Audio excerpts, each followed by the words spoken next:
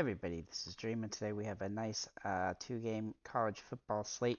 This is the battle of the low-end teams, so before I get started, can you guys smash that like and subscribe button? It really helps the channel a lot. Really do appreciate it. This slate is pretty crazy. We have just two games, and both have low totals, and both have a lot of question marks across the board. So let's go ahead and get into this set here. Let me go ahead and go do the bets first here. So we're going to look at these.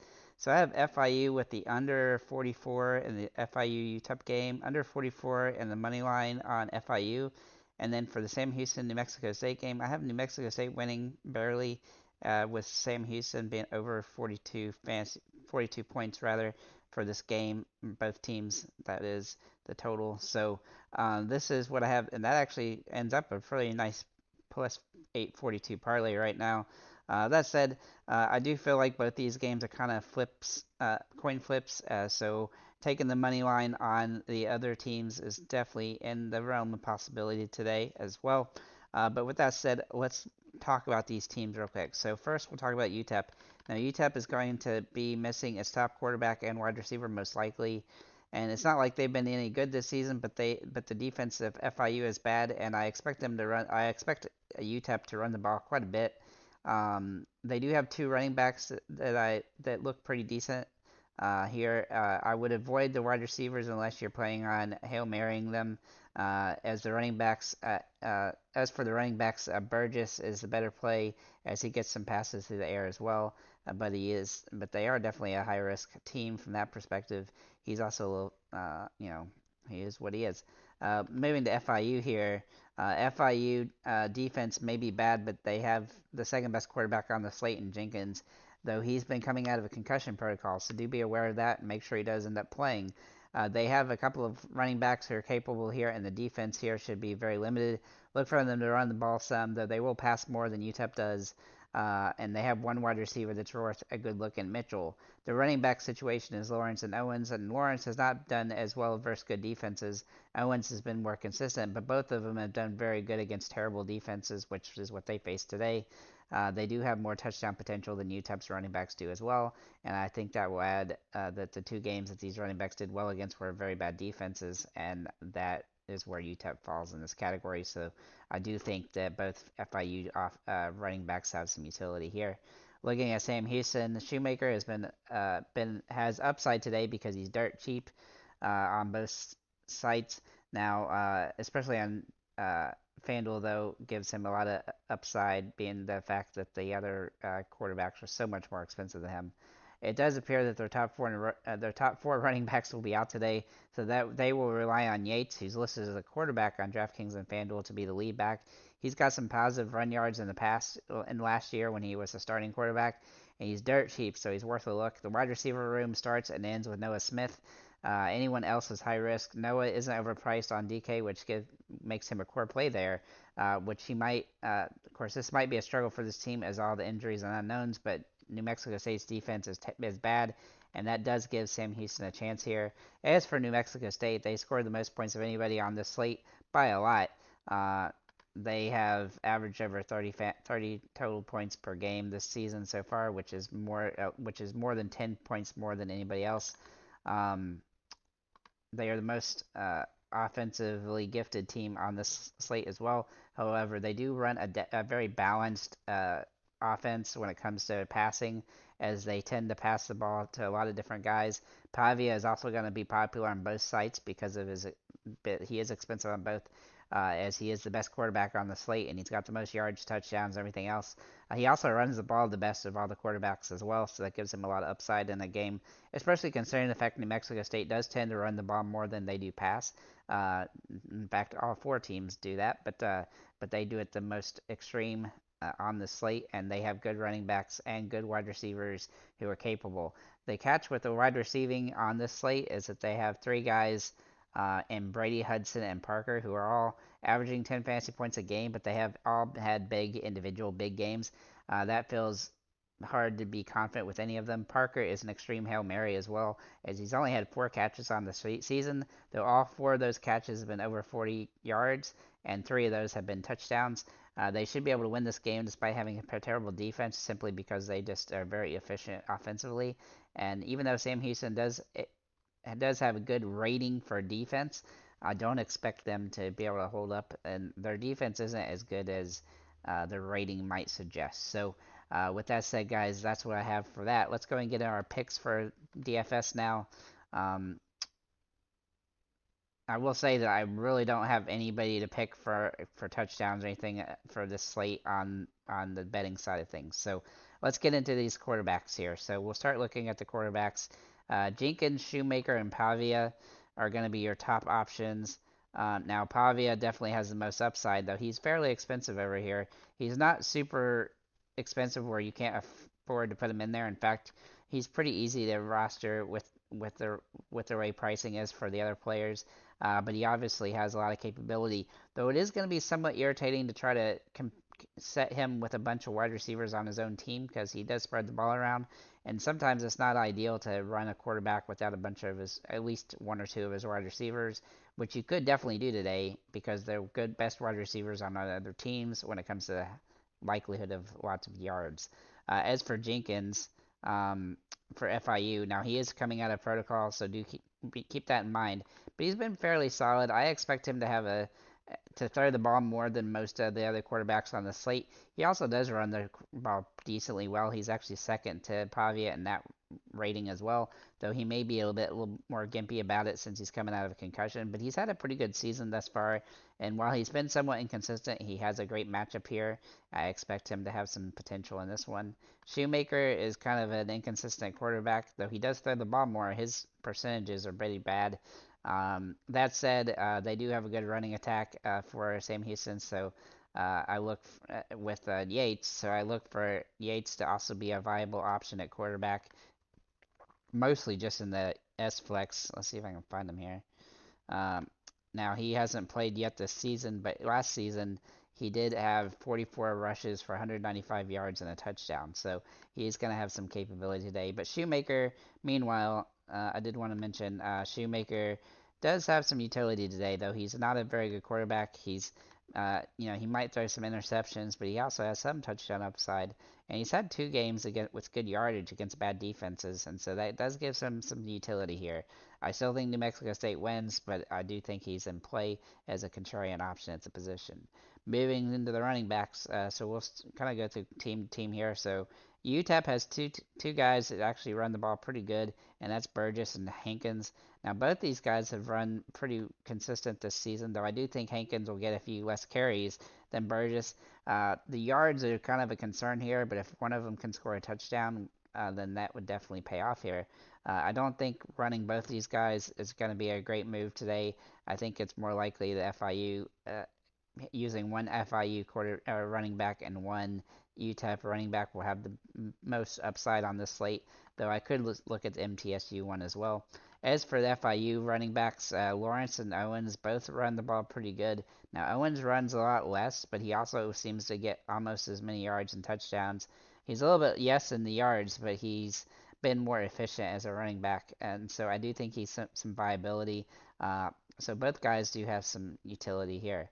As for Sam Houston State's, everybody's pretty much out, and it's going to be relying on a quarterback to be the running back. We'll have to see how that goes, but Yates is $4,500, and he's worth a look. And then New Mexico State at running back, Thomas is their best lead back. He's got twice as many carries as anybody else that's not a quarterback on his team, and he has 4 touchdowns on the season as well. He also gets some passes through the air, which gives him some upside here. He's one of the few running backs outside of Burgess who does get some passing yards, so he is definitely capable from that perspective, but he's still high risk, high reward. As for Watkins, he's in play, but he's kind of high risk. He doesn't get a ton of touches, but he has managed to break a few pretty good plays, and he does get some passes through the air as well. So he's definitely capable. He's had 3 games over 10 fantasy points, but he's very unlikely to have that today, as I don't think they'll go to him too much. But let's move into the wide receivers now, and we'll start with FIU here. Now, FIU is interesting as Mitchell is one of the best wide receivers on this slate. He's got more catches. He's one of 2 wide receivers on the slate with over 30 catches on the season, and he's got more touchdowns and yards. He's the only guy over 300 yards, and he's well over 500. So he's a de facto top tier play. Obviously, he's expensive at $7,400, but I don't think you're going to have too much issue rostering him here. If you want to be contrarian and not use him, you can definitely do that, but I think he's a viable option on the slate, and he's got a lot of upside for this particular matchup, as you know, he's also got a decent quarterback throwing him the ball as well. So then we're going to look at Patterson and Bracey. Now, Patterson is high risk, high reward, as most of the wide receivers seem to be on this particular slate. He does have tendency out of 0 point fantasy point games, but he's definitely capable. Bracey's a little bit safer. He has a little bit more upside. He's going to get some targets. He had one game where he didn't do anything, but I do think he's going to get several targets in this one and get 2 or 3 catches. Now, what he does with those catches are really going to make or break his fantasy day, but he is a capable option on this slate. Moving to UTEP here, Akiari, sorry for butchering your name, is going to probably be the top option since it looks like their main option is going to be out. And if that's the case, now he's obviously going to have a lot of question at quarterback. But maybe their random backup quarterback will do something good today. And if he can get him the ball, then he's definitely a playmaker that's capable of having a solid game. He's also pretty cheap here on DraftKings, so that gives him some utility. He's only a DK play, in fact, because on FanDuel he's very expensive. Ballard, is cheap on FanDuel on both sides, but he's really not that viable on either site unless you just want to go with that kind of a Hail Mary option there. Looking at Sam Houston State, Noah Smith is the de facto great option for the team. He's the only other guy on the slate with over 30 catches on the season, and he's also done really solid so far this season. He's also one of the favorite options of Keegan Shoemaker, so he's somebody I would definitely look at. I think he's a core play because his price is just too cheap for this slate. Obviously, his price has come up then from what it was the last couple weeks, but he's just playing very well, and he's going to get all the attempts to him that he can handle. I really don't like anybody else from this slate. Phillips is kind of a Hail Mary play, as is Woodard, but they only have a couple of plays, a couple of catches on the season, either of them. Then we'll look at New Mexico State, or sorry, yeah, New Mexico State here. Um, the They have 3 guys that I like here. Now the question is how are they going to do today? Looking at Brady, Parker, and Hudson, these are the top options. Bellamy has some low end upside, but he's very high risk, high reward. Now let me talk about Brady first. Now Brady's the safest option on the slate, though he's also the most expensive here on DraftKings. He's actually cheaper on FanDuel, though he's really been inconsistent throughout the year.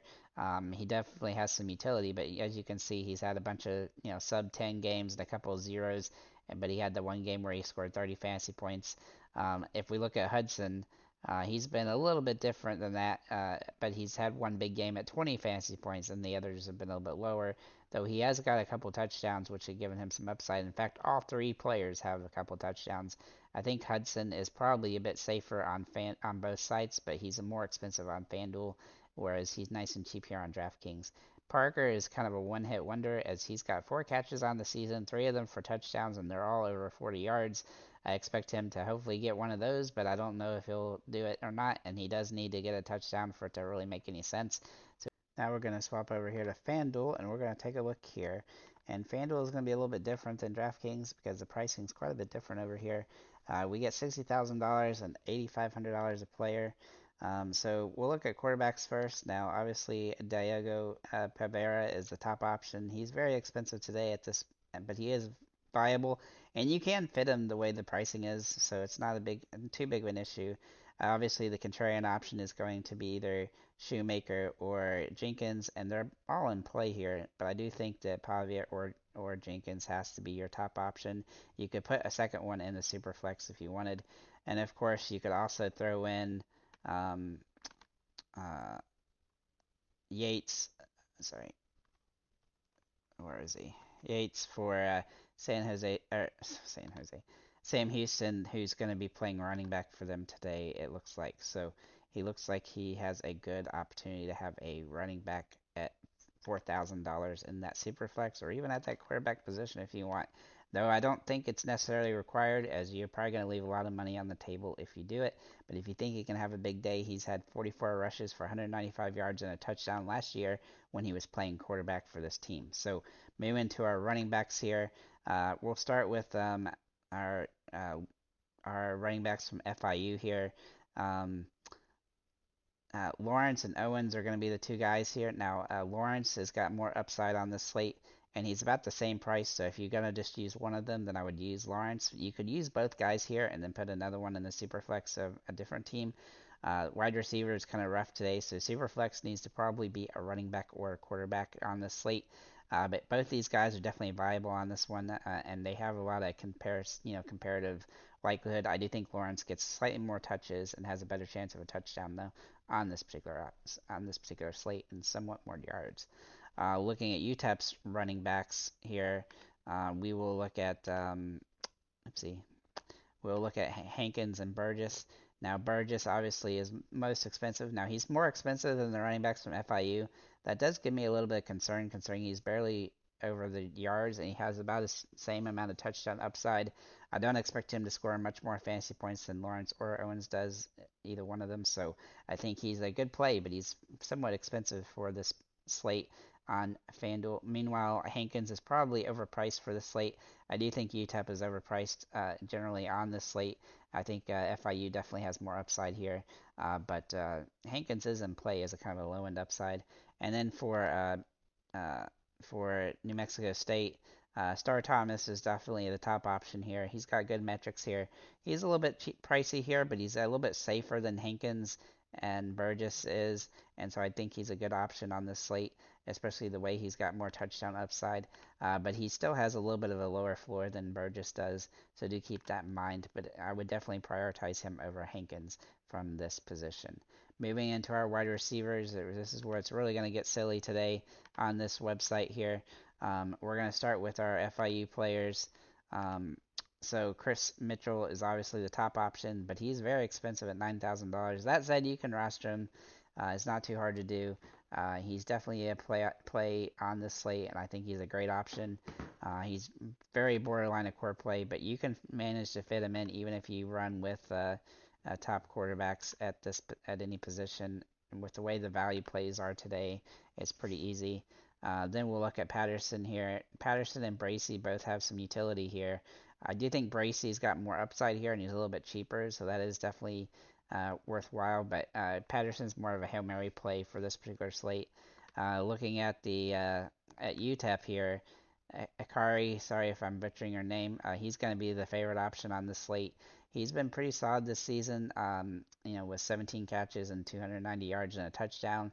Though I would like him to get a touchdown to pay off here. However, he's super expensive here on FanDuel, and so he's very hard to roster. I don't think I'm going to roster him here simply because his price is too high and his upside is a lot lower, especially without having a lot of quality quarterbacks to throw him the ball.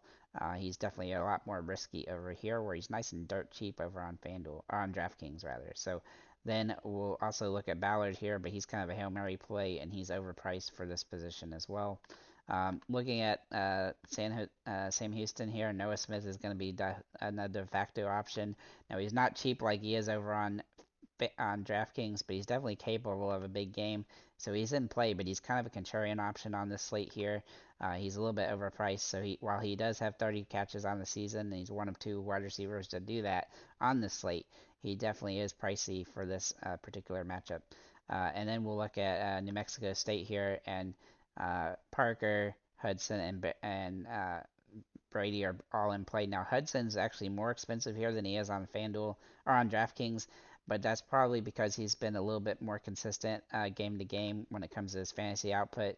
As you can see, he's had 19, 8, 4, and 7 the most. Whereas if we look at Brady, he's been a little bit more upside down, where he's had 10, 4, and 11. Now he's had some zeros mixed in there as well. So as for Jordan Parker, as I said on the DraftKings side, this guy has 4 catches on the season. All of those catches are over 40 yards, and 3 of those have gone for touchdowns. So if you want the definition of a Hail Mary play, then he is it. He's also a little bit more expensive here on FanDuel than I like him to be. He's one of the cheapest options on DraftKings. So it's a little bit unfortunate he's a little bit more expensive. For a Hail Mary play, he's somewhat expensive. So with that said, guys, thank you for liking, commenting, subscribing. If you have any comments or questions, feel free to leave them below. And have a nice day, guys.